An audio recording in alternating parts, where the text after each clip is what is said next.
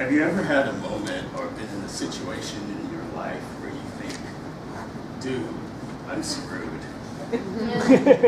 I had that realization thinking about my life. And as I thought about it, I realized it was my parents that screwed me. Now, hear me out. My parents screwed me with fairy tales. The Easter Bunny, the Tooth Fairy, Santa Claus. Really, Santa Claus?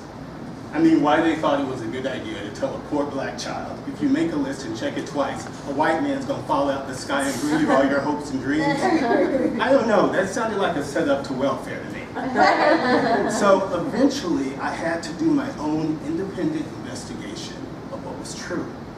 Because really, I didn't have a clue between the fairy tales, the stories in the Bible, what my grandmother was watching on All My Children. It all kind of became the same thing for me. But what it led me to was figuring out what was true for me and what were the fairy tales in my life. And today I hope we can start a conversation and begin to talk about, well, I'm going to start with telling you 3 things that I found on my journey to be true. And then maybe ways you can look at the fairy tales in your life and maybe make a difference and move forward. So we're going to start with first thing that I learned to be true was, 1, people ain't just one thing. In the fairy tales, you have the hero or the villain, the wicked witch or the princess. It's either black or white, good or bad, but I found out that life is a lot of shades of gray. And that sometimes we're the hero and the villain at the same time and we don't even know it. I learned this lesson at my first job out of college. It was for a country music radio station in Arkansas that was owned by the Ku Klux Klan. Detail they didn't mention in my Skype interview before I signed the contract and went there. I also found out that the town was a national headquarters for the Ku Klux Klan. And every day I go into that newsroom and I sit at that desk in that sea of white people. And let me tell you, those white people treated me great. It was the best job I ever had. I mean, 401k, health plan, it was like working for Google. And the funny thing was, the longer I stayed there and the more I talked and got to know the people, I realized I had created all these stereotypes about them, just like I had thought they were creating stereotypes about me.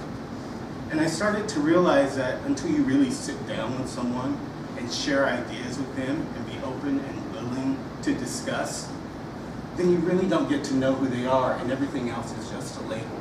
So in that sense, I felt like the fairy tales got it wrong. The second thing I learned was, don't look at what it looks like. And that deals with appearances. This is a funny story. There was a lady in my hometown named Miss Fannie Mae Liverday. Now, Miss Fannie Mae Liverday had a dog called Lulu II. It was a French poodle. And every day, Miss Fannie Mae Liverday would dress Lulu II up in a dress and put little ribbons and bows on this dog, put it in a baby carriage, and wheel it around town. She'd take this dog to the supermarket, the laundromat, she even put a hat on it and took it to church.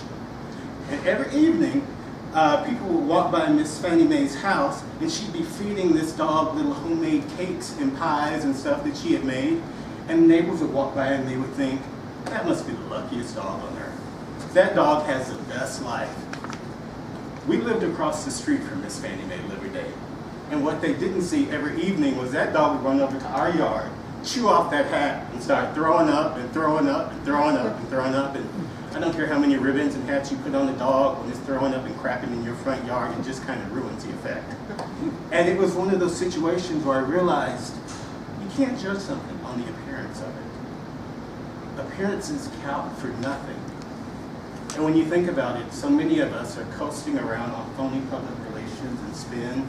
You try to make your home or your family or your job seem better than what it is, and it's just for appearances. All that really matters is what's true and what was truly felt in that moment and how we treated one another. And I think in that sense, the fairy tales kind of got it right, because when you don't judge things by their appearance, sometimes you realize the frog really is a prince in disguise. Finally, what I've learned along the way is that if it shows up in your life, it's there for a reason. There's a story about this man. He was standing outside of a building and he was shaking his fist at God saying, "You're an angry God, you're a mean, angry God, I hate you, I hate you." And this elderly lady tapped him on the shoulder and said, "Young man, that's blasphemy." And the young man was shaking his fist and he said, Yeah, but at least I believe. And I think in life, some days all we can do is believe. You've tried all you can try, you've heard all you can hear, you've cried all you can cry, and you just have to believe and have faith, especially on those days when you think you're screwed. And I think that's what fairy tales are there for, to give us hope, to give us a possibility, to let our imagination soar when we're kids and have that belief that anything is possible.